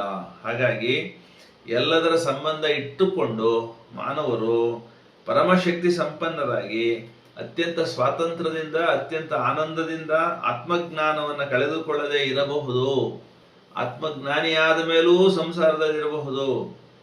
ಆದ್ದರಿಂದ ದೇಹ ಇರುವಾಗಲೇ ಶಕ್ತಿ ನಮ್ಮೊಳಗಡೆಗೆ ಬೇಕಾದಷ್ಟು ಪರಮೇಶ್ವರಂದು ಕೆಲಸ ಮಾಡ್ತಾ ಇದೆ ಅನ್ನೋದನ್ನ ಗೋಚರಿಸ್ಕೊಂಡಾದ್ಮೇಲೆ ಸತ್ಯದಿಂದ ಆ ತಿಳುವಳಿಕೆಯಿಂದ ಅಜ್ಞಾನವನ್ನ ಕಳೆದುಕೊಂಡು ಅಶಕ್ತತೆಗಳನ್ನ ಮೀರಿ ಜಗತ್ತಿಗಾಗಿ ಎಲ್ಲ ಸಂಬಂಧಗಳನ್ನು ಹೊಂದಿ ನಮಗೋಸ್ಕರ ಅಲ್ಲದೆ ಇದ್ರು ಪರಮೇಶ್ವರನಿಗಾಗಿ ಅಂತ ಹೇಳಿ ಪರಮೇಶ್ವರನ ಸೃಷ್ಟಿ ಇದೆಲ್ಲವೂ ಅಂತ ತಿಳಿದು ಇಲ್ಲಿರ್ತಕ್ಕಂಥ ಪ್ರತಿಯೊಂದನ್ನು ನನ್ನದೇ ಎಕ್ಸ್ಟೆನ್ಷನ್ಸ್ ಅಂತ ತಿಳ್ಕೊಂಡು ಸಂಬಂಧ ಇದೆ ನನಗೂ ಅದಕ್ಕೂ ಅಂತ ತಿಳಿದು ಗೌರವಿಸಿ ಪ್ರೀತಿಸಿ ಅದರ ಜೊತೆಗೆ ತನಗೆ ದಿವ್ಯವಾಗಿರ್ತಕ್ಕಂಥ ದತ್ತವಾಗಿರ್ತಕ್ಕಂಥ ಏನು ಪರಮೇಶ್ವರನ ಶಕ್ತಿ ಜ್ಯೋತಿ ಆನಂದಗಳಿದಾವೆ ಅವುಗಳನ್ನು ಉಳಿಸಿಕೊಂಡು ಅವುಗಳನ್ನ ಎಲ್ಲರಿಗೆ ತಲುಪಿಸ್ತಾ ಪರಮಾತ್ಮನಲ್ಲೇ ಇದ್ದು ಬಿಟ್ಟಿದ್ದೇನೆ ಅಂತ ಭಾವಿಸಿ ಇರಬಹುದು. ತನ್ನದೇ ವೈವಿಧ್ಯದಲ್ಲಿ ಪರಮೇಶ್ವರ ಇದ್ದಾನೆ. ಗಿಡ ಮರ ಪ್ರಾಣಿ ಪಕ್ಷಿ ಬೆಟ್ಟ ಗುಡ್ಡ ಆಕಾಶ ನಕ್ಷತ್ರ ಅಂತ ಏನೆಲ್ಲ ಹೇಳ್ತೀವಿ, ಪರಮೇಶ್ವರನ ಸೃಷ್ಟಿ ಅಂತ ಏನ್ ಹೇಳ್ತೀವಿ. ಅವನದ್ರೊಳಗಡೆ ಇದ್ದಾನೆ. ಈಶಾವಾಸ್ಯಮಿದಂ ಸರ್ವಂ ಅಂತ ಏನು ಈಶಾಪನಿಷತ್ ಹೇಳ್ತದೆ. ಈಶ್ವರನೇ ಎಲ್ಲದರಲ್ಲಿ ತುಂಬಿದ್ದಾನೆ ಅಂತ. ಅವನು ಸೃಷ್ಟಿಯನ್ನು ಬಿಟ್ಟು ದೂರ ಇಲ್ವಲ್ಲ. ಹಂಗಾದ್ರೆ ಅವನೇ ಅವನ ಸೃಷ್ಟಿಯಲ್ಲಿ ಇರೋದ್ರಿಂದ ನಾವು ಈ ಸೃಷ್ಟಿಯಲ್ಲಿ ಇರೋದಕ್ಕೆ ಏನಡ್ಡಿ ಇದೆ? ಹಾಗಾಗಿ ವೈವಿಧ್ಯದಲ್ಲಿ ಸುತ್ತಮುತ್ತ ಇರ್ತಕ್ಕಂಥ ಅನೇಕತೆಯಲ್ಲಿ ಏಕತೆಯನ್ನ ಕಂಡು ಅದರ ಮೂಲ ಸ್ವರೂಪವನ್ನು ದರ್ಶಿಸಿ ಜೀವ ಪ್ರಕೃತಿ ಜೊತೆಗೆ ಆಟವಾಡಬಹುದು, ಲೀಲೆಯಲ್ಲಿ ಮುಂದುವರಿಯಬಹುದು. ಅನಂತ ವೈವಿಧ್ಯತೆಗಳಿಂದ ತನ್ನ ಐಕ್ಯಕ್ಕೆ ವಾದೆ ತಟ್ಟದಂತೆ ಸ್ವಯಂಭೂ ಸತ್ಯವಾಗಿ ಸಚ್ಚಿದಾನಂದ ಇದ್ದಾನಲ್ಲ. ಹಾಗೇನೆ ನಾವು ಕೂಡ ನಮ್ಮ ಮನೆಗಳಲ್ಲಿ ನಮ್ಮ ಕೆಲಸದ ಸನ್ನಿವೇಶಗಳಲ್ಲಿ ನಮ್ಮ ಕಾರ್ಯದ ವ್ಯಾಪ್ತಿಗಳಲ್ಲಿ ನಮಗೆ ಎದುರಾಗ್ತಕ್ಕಂಥ ಎಲ್ಲ ಸರ್ವ ಜೀವರಾಶಿಗಳಲ್ಲಿ ವಸ್ತು ವಿಶೇಷಗಳಲ್ಲಿ ನಾವು ಒಂದಾಗಲಿಕ್ಕೆ ಮತ್ತು ನಮ್ಮನ್ನ ಕಳೆದುಕೊಳ್ಳದೆ ನಮ್ಮ ಆನಂದವನ್ನು ಕಳೆದುಕೊಳ್ಳದೆ ನಮ್ಮ ಜ್ಯೋತಿ ಶಕ್ತಿಯನ್ನು ಕಳೆದುಕೊಳ್ಳದೆ ಅವುಗಳಿಗೂ ದಾನ ಮಾಡಬಹುದು. ಅದು ಐಕ್ಯದ ಮೂಲಕ ಸಾಧ್ಯವಾಗುತ್ತೆ. ಐಕ್ಯ ಭಾವ ಅನ್ನೋದೇನಿದೆ ಅದು ಎಲ್ಲೋ ಹೋಗಿ ಕೂಡಲ ಸಂಗಮನಲ್ಲಿ ಐಕ್ಯನಾಗೋದು ಅಂತ ಹೇಳಿ ಬಸವಣ್ಣ ಹೇಳಿದ್ದು ತಪ್ಪಾಗಿ ಗ್ರಹಿಸಿದ್ದಲ್ಲ. ಗುಹೇಶ್ವರನಲ್ಲಿ ಐಕ್ಯನಾದಂತ ಅಲ್ಲಮ್ಮ ಹೇಳಿದ್ದನ್ನು ತಪ್ಪಾಗಿ ಗ್ರಹಿಸೋದಲ್ಲ. ಅದು ಈ ಮಾನವ ಶರೀರ ಇರುವಾಗಲೇ ಹಲ್ಲು ಹೋಗಿ ಬೆನ್ನು ಬಾಗಿ ಅನ್ಯರ ಹಂಗಾಗದ ಮುನ್ನ ಪೂಜಿಸು ಕೂಡಲ ಸಂಗನ ಅಂತ ಬಸವಣ್ಣ ಏನು ಹೇಳಿದ್ನೋ ಅದು ಇದೇ ಅರ್ಥದಲ್ಲಿ ಹೇಳಿದ್ದು. ಐಕ್ಯ ಭಾವ ದೇಹ ಇರುವಾಗಲೇ ಒಳಗಡೆ ಇರತಕ್ಕಂಥ ಜೀವವನ್ನ ದೇವನ ಪ್ರತಿನಿಧಿ ಅಂತ ಹೇಳಿ ಭಾವಿಸಿ ಅದಕ್ಕೆ ಬೇಕಾಗಿರ್ತಕ್ಕಂಥ ಜ್ಞಾನದ ಯೋಗದಲ್ಲಿ ಆ ಗುರಿಯನ್ನು ತಲುಪಬಹುದು. ಮೂಲದಲ್ಲಿ ಬೇರೆ ಬೇರೆಯಾದ ಅಂಶಗಳ ತಾಕಲಾಟ ಆ ಜ್ಞಾನ ಬಂದ ತಕ್ಷಣ ಹೋಗುತ್ತೆ. ಆ ಮೂಲದಲ್ಲಿ ಬೇರೆ ಬೇರೆ ಅಲ್ಲ ಅನ್ನೋ ಅಂಥದ್ದು ಅವನಿಗೆ ಅರ್ಥವಾದ ತಕ್ಷಣನೇ ವಿಶ್ವದಲ್ಲಿ ನನ್ನನ್ನು ಬಿಟ್ಟು ಅಥವಾ ನನ್ನನ್ನು ಹೊರತಾಗಿ ಬೇರೆ ಯಾವುದು ಇಲ್ಲ ತತ್ವ. ವಿಶ್ವ ಏನ್ ತತ್ವಗಳನ್ನ ಬಳಸಿ ಮಾಡಲಾಗಿದೆಯೋ ಅದೇ ತತ್ವಗಳಿಂದ ನನ್ನನ್ನು ಕೂಡ ಮಾಡಲಾಗಿದೆ. ಅದು ಸನಾತನ ಸಚ್ಚಿದಾನಂದ ಅನ್ನುವಂಥದ್ದು ಜ್ಞಾನವಾಗುತ್ತೋ ಪ್ರಜ್ಞೆ ಆಗುತ್ತೋ ಅವಾಗ ಅದರಲ್ಲಿ ತಾನು ಒಂದು ಅನ್ನೋ ಐಕ್ಯತೆ ಸಕ್ರಿಯ ತತ್ವವಾಗಿ ಮಾನವ ಶರೀರದಲ್ಲಿ ಕಾಣಿಸ್ಕೊಳ್ಳುತ್ತೆ. ಇವನಿಗೆ ಅರ್ಥ ಆಗದೇ ಇದ್ರೂ ಕಾಣಿಸ್ಕೊಳ್ಳುತ್ತೆ. ಅರ್ಥ ಆದ್ಮೇಲೂ ಅದು ಹೇಗಿದೆಯೋ ಮುನ್ನ ಹಾಗೇ ಇರುತ್ತೆ. ಉದಾಹರಣೆಗೆ ನ್ಯೂಟನ್ ಗ್ರಾವಿಟೇಷನ್ ಕಂಡಿಡ್ದ ಅಂತ ಹೇಳ್ತೀವಲ್ಲ, ಅವ್ನು ಕಂಡಿಡಿಯೋಕೆ ಮುಂಚೆ ಗ್ರಾವಿಟೇಷನ್ ಇರ್ಲಿಲ್ವಾ ಅಂದ್ರೆ ಇತ್ತು. ಆದ್ರೆ ಅವನು ಅದನ್ನು ಅರ್ಥ ಮಾಡ್ಕೊಂಡ. ಆಮೇಲೆ ಗ್ರಾವಿಟೇಷನ್ ಬಂತು ಅಂತಲ್ಲ ಅದರ ಅರ್ಥ. ಸೊ ಹಾಗಾಗಿ ನಮ್ಮಲ್ಲಿ ಆತ್ಮತತ್ವವನ್ನ ಬ್ರಹ್ಮತತ್ವವನ್ನು ನಾವು ಅರಿಯದೇ ಇದ್ರೂ ಕೂಡ ತಿಳಿದೇ ಇದ್ರೂ ಕೂಡ ತಿಳಿಯೋ ಪ್ರಯತ್ನ ಮಾಡದೇ ಇದ್ರೂ ಕೂಡ ಅದು ಈ ಮಾನವ ಶರೀರದಲ್ಲಿ ಇದ್ದೇ ಇರುತ್ತೆ. ನಾವು ನಮ್ಮ ಆತ್ಮಭಾವದಲ್ಲಿ ಜೀವಿಸುತ್ತಿರುವುದಿಲ್ಲ ಅಷ್ಟೇ. ನಾವು ಶರೀರದಲ್ಲಿ ಜೀವನ ಮಾಡ್ತಾ ಇರ್ತೀವಿ, ಸಂಸಾರದಲ್ಲಿ ಇದ್ದೀವಿ ಅಂತ ತಿಳ್ಕೊಂಡಿರ್ತೀವಿ, ಸಾಮಾನ್ಯ ಇಂದ್ರಿಯಗಳಲ್ಲಿ ನಮ್ಮ ವ್ಯವಹಾರಗಳನ್ನು ಮಾಡ್ತಾ ಇರ್ತೀವಿ ಅಷ್ಟೇ. ಆಗಾಗ್ಗೆ ತೀರಾ ಕಷ್ಟ ಬಂದಾಗ ಏಟು ಬಿದ್ದಾಗ ಆತ್ಮಸ್ತರದತ್ತ ನೋಡ್ತೀವಿ, ಮತ್ತೆ ಅಲ್ಲಿಗೆ ಹೋಗಿ ಬರ್ತೀವಿ, ಸ್ವಲ್ಪ ಹೊತ್ತಲ್ಲಿ ಇದ್ದು ಬರ್ತೀವಿ. ಆದರೆ ಸನಾತನ ತನ್ನ ಅನಂತ ಆತ್ಮಜ್ಞಾನದಲ್ಲಿ ಸದಾ ಪ್ರಜ್ಞೆಯನ್ನ ಹೊಂದಿದ್ದಾನೆ. ನಮ್ಮಂತೆ ಅವನು ಬಂದು ಹೋಗಿ ಮಾಡೋದಿಲ್ಲ. ಸನಾತನ ಅಂತ ನಾವೇನು ಹೇಳ್ತೀವಿ, ಆ ಸನಾತನ ತತ್ವ ಅಂತ ನಾವೇನು ಹೇಳ್ತೀವಿ, ಸತ್ವಚಿತ್ತ ಆನಂದ ಅಂತ ನಾವೇನು ಹೇಳ್ತೀವಿ, ಅಲ್ಲಿ ಆ ಹಂತದಲ್ಲಿ ಈ ತರ ಬಂದು ಹೋಗುವಂಥದ್ದು ಇರಲ್ಲ. ಒಂದು ಸ್ಪಷ್ಟತೆ ಇರ್ತದೆ. ಅಂಥದ್ದೊಂದು ಅನಂತ ಭಾವ, ಅನಂತ ಶಕ್ತಿ, ಅನಂತ ನಿತ್ಯತೆ ಒಳಗಡೆಗೆ ನಮ್ಮದೇ ಇರುವಿಕೆ, ಸ್ವಸ್ವರೂಪ ಅನ್ನೋದು ಇದೆ. ನಾವು ಅನ್ನಮಯದ ಶರೀರದಲ್ಲಿ ಬಂದಿಗಳಾಗಿ ನಾನು ಶರೀರ ಅಂತ ಭಾವನೆ ಮಾಡಿದ್ರಿಂದಾಗಿ ನಮಗೆ ಅಲ್ಪತೆ, ಸೀಮಿತತೆ, ಶಾಂತತೆ, ದುರ್ಬಲತೆ ಅನ್ನುವಂಥದ್ದು ಪ್ರಾಪ್ತವಾಗಿದೆ. ಈ ಸದಾ ಆತ್ಮಜ್ಞಾನದಲ್ಲೇ ನಿಹಿತವಾಗಿರ್ತಕ್ಕಂಥ ಪ್ರಜ್ಞೆ ನಮ್ಮಲ್ಲಿ ಏನಾದರೂ ಜಾಗೃತವಾದರೆ ಸನಾತನ ತನ್ನ ಎಲ್ಲ ಆತ್ಮಾನುಭವಗಳನ್ನ ಆತ್ಮಸತ್ವದ ಪರಿಪೂರ್ಣತೆಯಿಂದಲೇ ಹೇಗೆ ನಿರೀಕ್ಷಿಸ್ತಾ ಇದ್ದಾನೋ ಹಾಗೆ ನಾವು ಸಂಸಾರದಲ್ಲಿ ಕೂಡ ಅಂಥದ್ದೊಂದು ಪೂರ್ಣತೆಯನ್ನ ಅನುಭವಿಸ್ತಾ ಇರಬಹುದು. ತನ್ನನ್ನೇ ತಾನು ತನ್ನ ಆತ್ಮಾನುಭವದ ಶಕ್ತಿಗಳಲ್ಲಿ ಜ್ಞಾನ ಹಾಗೂ ಸಂಕಲ್ಪದ ಸ್ವನಿರೂಪಣೆಯಲ್ಲಿ ಹೇಗೆ ಆ ಒಂದು ಎಲ್ಲ ಬದಲಾವಣೆಗಳಲ್ಲಿ, ವಿರೋಧಗಳಲ್ಲಿ, ರೂಪಾಂತರಗಳಲ್ಲಿ, ವಿಕೃತಿಗಳಲ್ಲಿ ಕೂಡ ಪರಮ ಶಕ್ತಿ ಜಾಗೃತವಾಗಿ ತನ್ನ ಅಸ್ತಿತ್ವವನ್ನು ಕಾಪಿಟ್ಟುಕೊಂಡಿದೆಯೋ ಹಾಗೆ ನಾವು ನಮ್ಮ ಎಲ್ಲ ಚಲನೆಗಳಲ್ಲಿ, ಎಲ್ಲ ವ್ಯವಹಾರಗಳಲ್ಲಿ, ಎಲ್ಲ ಇರುವಿಕೆಗಳಲ್ಲಿ ನಮ್ಮ ತನವನ್ನು ನಾವು ಕಾಪಿಟ್ಟುಕೊಳ್ಳಬಹುದು ಅಂತ ಹೇಳ್ತಾರೆ. ಬಹಳ ಮುಖ್ಯವಾದಂಥ ಮಾತಿದು. ನೋಡಿ, ಬೇಕಾದಷ್ಟು ಪ್ರಕೃತಿ ವ್ಯಾಪಾರಗಳು ನಡೀತಾ ಇದೆ. ಸೂರ್ಯೋದಯ, ಸೂರ್ಯಾಸ್ತ, ಚಂದ್ರೋದಯ, ಚಂದ್ರಾಸ್ತ, ಹೀಗೆ ಬೇಕಾದಷ್ಟು ನಾವು ದಿನನಿತ್ಯದ ಪರಿಕಲ್ಪನೆಗಳನ್ನ, ಚಲನೆಗಳನ್ನ ನೋಡ್ತೀವಿ. ಮಳೆ, ಬೆಳೆ, ಗಾಳಿ, ಗುಡುಗು, ಮಿಂಚು, ಸಿಡಿಲು, ಚಳಿಗಾಲ, ಮಳೆಗಾಲ ಇತ್ಯಾದಿಗಳನ್ನೆಲ್ಲ ನೋಡ್ತೀವಿ. ಭೂತಲದಲ್ಲಿ ಅಗಾಧವಾದಂಥ ಚಲನೆ ಇದೆ. ಆದರೆ ಎಲ್ಲಿಯೂ ಆ ಸಚ್ಚಿದಾನಂದದ ಸ್ವರೂಪ ಏನಿದೆ ಅದು ಮಾರ್ಪಾಟ ಆಗಲ್ಲ. ಈ ಎಲ್ಲ ವಿರೋಧಗಳಿದ್ರೂ, ಎಲ್ಲ ಬದಲಾವಣೆಗಳಿದ್ರೂ, ಈ ಎಲ್ಲ ರೂಪಾಂತರಗಳಿದ್ರೂ ಕೂಡ ಅದರ ಮೂಲ ಸ್ವರೂಪದಲ್ಲಿ ಆ ಸನಾತನ ಅನ್ನೋಂಥದ್ರಲ್ಲಿ ಯಾವುದೇ ಬದಲಾವಣೆ ಆಗೋದಿಲ್ಲ. ಅಂಥದ್ದೊಂದು ಸಕ್ರಿಯತೆ ಒಳಗಡೆಗೂ, ಚಲನಶೀಲತೆ ಒಳಗಡೆಗೂ ಕೂಡ ತಾನು ನಿಶ್ಚಲವಾಗಿ, ಅಚಲವಾಗಿ, ಈ ಎಲ್ಲ ಚಲನೆಗಳಿಗೆ ಆಧಾರವಾಗಿ ಸಚ್ಚಿದಾನಂದ ಅನ್ನುವಂಥ ಪರಮಶಕ್ತಿಯೇ ಕಾರ್ಯಾಚರಣೆಯಲ್ಲಿದೆ ಅನ್ನೋದು ಎಷ್ಟು ಸತ್ಯವೋ ಹಾಗೇನೆ ನಮ್ಮ ಈ ಮಾನವ ಶರೀರದ ಎಲ್ಲ ಚಲನೆಗಳಲ್ಲಿ, ಎಲ್ಲ ಕ್ರಿಯೆಗಳ ಹಿಂದೆಗಡೆಗೆ ಆತ್ಮತತ್ವ ಅಥವಾ ಬ್ರಹ್ಮತತ್ವವೇ ಇದೆ. ಅಂಥದ್ದೊಂದು ದಿವ್ಯವಾಗಿರ್ತಕ್ಕಂಥ ಪ್ರಕೃತಿಯ ಒಂದು ಅನುಭೂತಿ ನಮ್ಮ ಆತ್ಮಜ್ಞಾನ ಯೋಗದಿಂದ ನಾವು ಪಡೆದುಕೊಳ್ಳಬಹುದು ಅಂತ ಹೇಳಿ ಹೇಳ್ತಾರೆ. ಬಹಳ ಮುಖ್ಯವಾದಂಥ ಮಾತು. ಯೋಗದಿಂದ ನಾವು ಏನ್ ಮಾಡಬಹುದು ಅಂತಂದ್ರೆ ಯೂನಿಯನ್ ಅಂತ ಹೇಳಿ ಪತಂಜಲಿ ಮಹರ್ಷಿ ಹೇಳ್ತಾರೆ. ಏನು ಯೋಗ ಅಂತಂದ್ರೆ ಚೈತ್ಯ ಪುರುಷನೊಂದಿಗೆ ದೇಹ, ಪ್ರಾಣ, ಮನ, ಬುದ್ಧಿಗಳನ್ನು ಒಂದುಗೂಡಿಸುವುದು ಯೋಗ ಅಂತೇಳಿ. ಇದು ಸಾಮಾನ್ಯ ತಿಳುವಳಿಕೆ. ಆದರೆ ಆತ್ಮಕ್ಕೆ ಪರಮಾತ್ಮನೊಂದಿಗಿನ ಒಂದಾಗುವಿಕೆ ಇದೆಯಲ್ಲ, ಆತ್ಮ ಅನ್ನೋದು ಪರಮಾತ್ಮನಾಗುವುದು ಅಥವಾ ಪರಮಾತ್ಮನೊಂದಿಗೆ ಒಂದಾಗುವುದಿದೆಯಲ್ಲ, ಇದನ್ನು ನಾವು ಆತ್ಮಜ್ಞಾನ ಯೋಗ ಅಂತ ಹೇಳಿ ಹೇಳ್ಬೋದು. ಆಗ ದಿವ್ಯವಾಗಿರ್ತಕ್ಕಂಥ ಪರಾಪ್ರಕೃತಿಯಲ್ಲಿ ನಮ್ಮ ಇರುವಿಕೆ ಇರ್ತದೆ. ಸಚ್ಚಿದಾನಂದದ ದಿವ್ಯತೆಯ ಆನಂದವೇ ನಮ್ಮ ಸ್ವರೂಪ ಅನ್ನುವಂಥದ್ದು ಎಷ್ಟು ಸತ್ಯವೋ, ಪರಮ ಪುರುಷನೇ ನಾನು ಅನ್ನುವಂಥದ್ದು ಅಥವಾ ಪರಮ ಪುರುಷನೇ ಈ ಮಾನವ ಅನ್ನುವಂಥದ್ದು ಕೂಡ ಅಷ್ಟೇ ಸತ್ಯ. ಈತನೇ ವ್ಯಕ್ತಿಯ ಪರಾತ್ಪರ ಸಮಗ್ರ ಆತ್ಮ.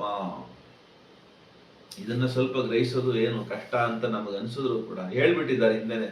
ಅಹಂ ಬ್ರಹ್ಮಾಸ್ಮಿ, ಅಯಮಾತ್ಮ ಬ್ರಹ್ಮ ಅಂತೆಲ್ಲ ಹೇಳಿ ಆಗಿದೆ ಮಹಾವಾಕ್ಯಗಳಲ್ಲಿ. ಆದ್ರೆ ಅದನ್ನ ಮಹರ್ಷಿ ಅರವಿಂದರು ಅನುಭವಿಸೋದು ಹೆಂಗೆ ಅಂತ ಹೇಳಿ ಇಲ್ಲಿ ವಿವರಿಸ್ತಾ ಇದ್ದಾರೆ. ಅದು ನಮ್ಗೆ ಯಾಕೆ ಆಗ್ತಾ ಇಲ್ಲ ಅಹಂ ಬ್ರಹ್ಮಾಸ್ಮಿ ಅನ್ನೋ ಅನುಭೂತಿ ಅಂತ ಅಂದ್ರೆ, ನಾವು ಅಹಂ ಪುರುಷನನ್ನ ನಿಮ್ನ ಪ್ರಕೃತಿಯ ವಶಕ್ಕೆ ಬಿಟ್ಟು ಕೊಟ್ಟಿದ್ದೇವೆ. ಅಂಶಿಕವಾಗಿರ್ತಕ್ಕಂಥ ದೇಹವೇ ನಾನು ಅಂತ ಭಾವಿಸುವಂತೆ ಈ ಅಹಂ ಪುರುಷ ನಮ್ಮನ್ನ ಒತ್ತಾಯಿಸ್ತಾ ಇದ್ದಾನೆ. ಈ ವೈಯಕ್ತಿಕ ಸತ್ವದಿಂದ ನಾವು ಈಚೆಗೆ ಬರದೆ ಹೋದರೆ ನಮ್ಮ ಆತ್ಮದ ಬಗೆಗೆ ಸಪ್ರಜ್ಞರಾಗುವುದು, ವಿಶ್ವಾತ್ಮರಾಗುವುದು ಅಸಂಭವ.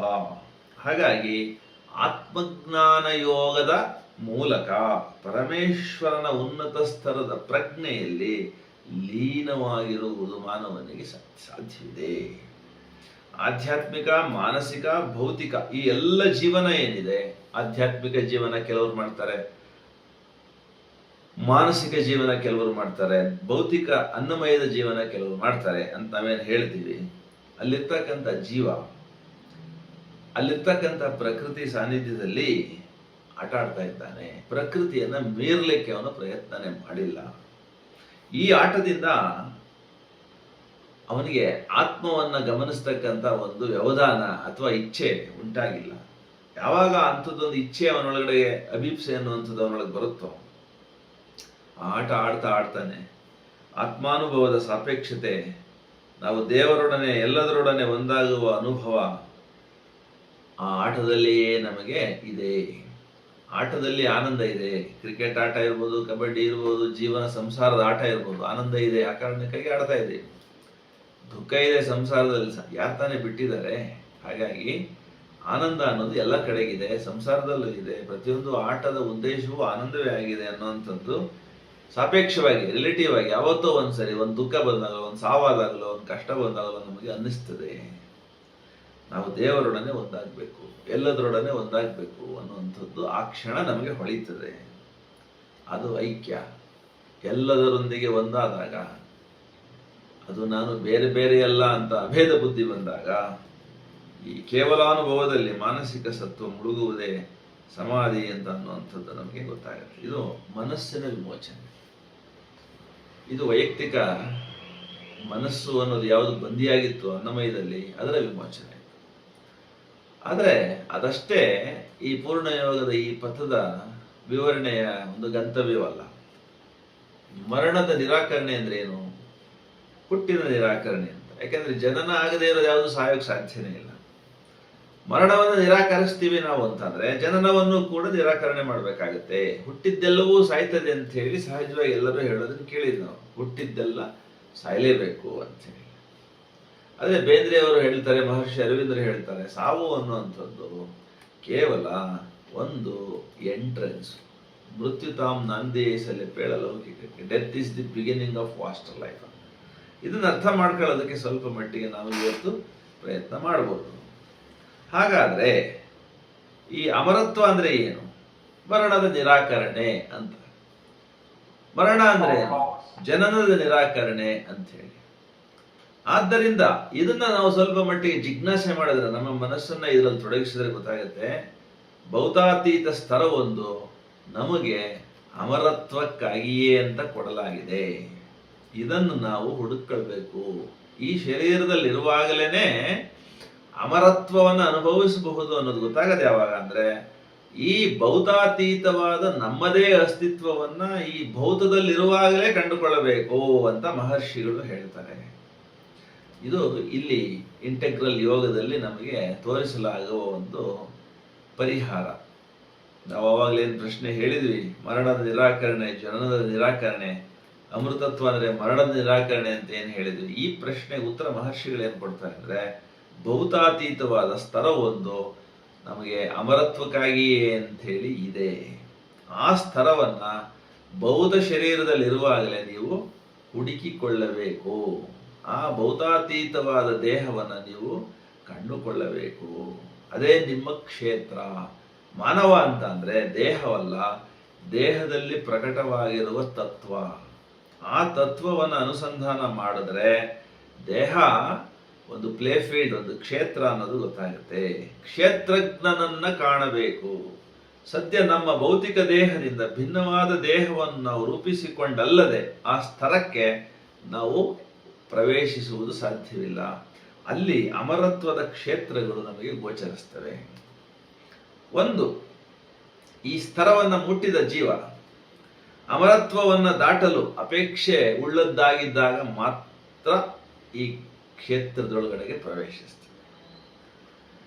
ಆಗ ದೇಹ ಪ್ರಕೃತಿಯಿಂದ ನನಗೆ ಕೊಡಲಾಗಿದೆ, ಅದನ್ನು ನಾನು ಬಳಸಿ ಇನ್ನೊಂದು ದೇಹವನ್ನು ಮಾಡಿಕೊಂಡು ಸೂಕ್ಷ್ಮವಾಗಿ ಈ ದೇಹ ಹೋದ ಮೇಲೂ ಕೂಡ ಸಾಧನೆಯಲ್ಲಿ ಮುಂದುವರೆದು ಅಮರತ್ವವನ್ನ ತಲುಪಬಹುದು, ಅನುಭವಿಸಬಹುದು ಅನ್ನುವಂಥದ್ದು ಅತೀತನಾದ, ದೇಹಾತೀತನಾದ ನಾನು ನನ್ನನ್ನ ಕಂಡುಕೊಳ್ಳುವುದು ಅಂತ ಹೇಳಿ ನಾವು ಅದನ್ನ ಇನ್ನೂ ಸುಲಭವಾಗಿ ಹೇಳ್ಕೊಳ್ಬಹುದು. ನನ್ನನ್ನ ನಾನು ಈ ನನ್ನ ದೇಹದಲ್ಲಿ ಹುಡುಕಿಕೊಳ್ಳುವುದು. After the slackening effort of the body one should meditate on endless ಅಂತ ಹೇಳಿ ಪತಂಜಲಿ ಹೇಳ್ತಾ, ಪ್ರಯತ್ನ ಶೈಥಿಲ್ಯ ಅನಂತ ಪ್ರಪತ್ತಿಭ್ಯಾಂ ಆಸನಂ. ಆಸನ ಅಂತ ಅಂದ್ರೆ ಸ್ತಬ್ಧವಾಗಿರ್ತಕ್ಕಂಥ ಶರೀರದಲ್ಲಿ ಅನಂತನ ಅನುಸಂಧಾನ ಮಾಡ್ತಕ್ಕಂಥದ್ದು. ಅದು ಅಮರತ್ವದ ಒಂದು ಹಾದಿ ಅನ್ನುವಂಥದ್ದು ನಮಗೆ ಮೊದಲು ಅರ್ಥ ಆಗುತ್ತೆ. ಆಸನ ಸಿದ್ಧಿಯಾದವನಿಗೆ, ಪ್ರಾಣದ ಮೇಲೆ ನಿಯಂತ್ರಣ ಬಂದವನಿಗೆ, ಮನಸ್ಸಿನ ಮೇಲೆ ನಿಯಂತ್ರಣ ಬಂದವನಿಗೆ, ಧಾರಣ ಪ್ರತ್ಯಾಹಾರ ಸಮಾಧಿಗಳು ಸಿದ್ಧಿಸಿದವನಿಗೆ ಪರತತ್ವದ ತನ್ನದೇ ಅಸ್ತಿತ್ವದ ದರ್ಶನ, ಅಲ್ಲಿ ಇಲ್ಲಿ ನಾನು ಏಕಪ್ರಕಾರವಾಗಿ ಇದ್ದೇನೆ ಅನ್ನುವಂಥ ಅನುಭವ ವಿಮುಕ್ತಾತ್ಮನ ಸ್ಥಾಯಿಯಾಗಿರುತ್ತೆ. ಸನಾತನ ಸ್ವತಂತ್ರ ಪರಮಪುರುಷನ ಸ್ಥಾಯಿ ಅದು, ಯಾವಾಗಲೂ ಇದ್ದದ್ದು, ವಿನಾಶವಾಗದೇ ಇರುವಂಥದ್ದು. ಸನಾತನ ಅಂದರೆ ಅನಾದಿ, ಅನಂತ, ಕಾಲದೇಶಾತೀತ, ನಾಮರೂಪಾತೀತ ನಮ್ಮ ಇರುವಿಕೆ ಅನ್ನೋದೇನಿದೆ ಅದು ವಿಮುಕ್ತಾತ್ಮನ ಸ್ಥಾಯಿ.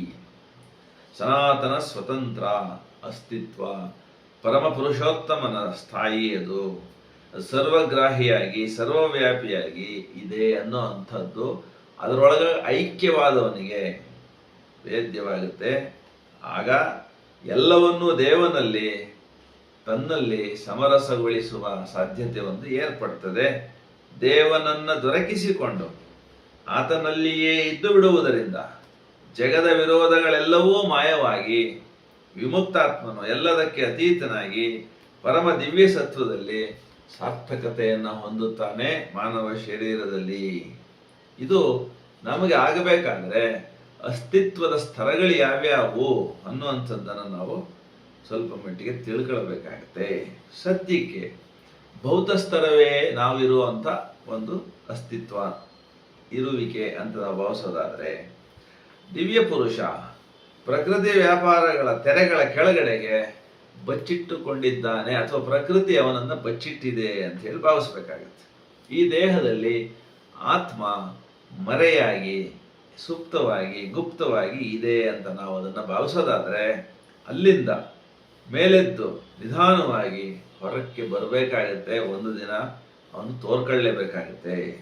ಹೀಗೆ ಜೀವ ಭೌತಿಕ ಪ್ರಾಣಿಕ ಉಪಕರಣಗಳಿಗೆ ಅಧೀನನಾಗಿ ಇದ್ದಾಗ ಅವನು ಮುಚ್ಚಲ್ಪಟ್ಟಿರ್ತಾನೆ, ಮರೆಯಾಗಿ ಇರಿಸಲ್ಪಟ್ಟಿರ್ತಾನೆ, ಅಸ್ವತಂತ್ರನಾಗಿರ್ತಾನೆ, ದೇಹದ ಬಂಧಿಯಾಗಿರ್ತಾನೆ, ಪ್ರಾಣದ ಬಂಧಿಯಾಗಿರ್ತಾನೆ. ಅಂದ್ರೆ ಅರ್ಥ ಜೈಲಿನಲ್ಲಿ ಇಡಲಾಗಿದೆ.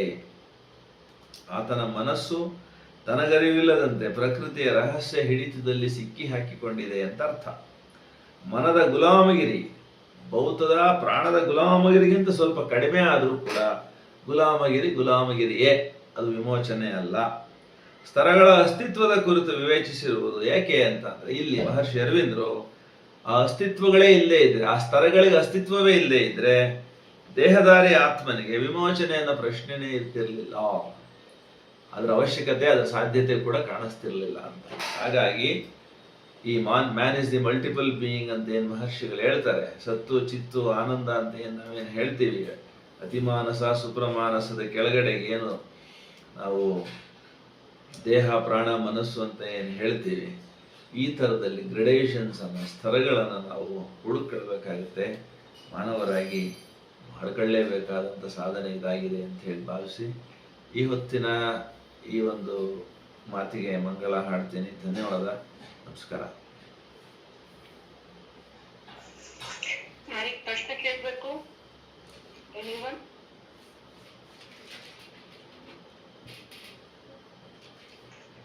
ಓಕೆ.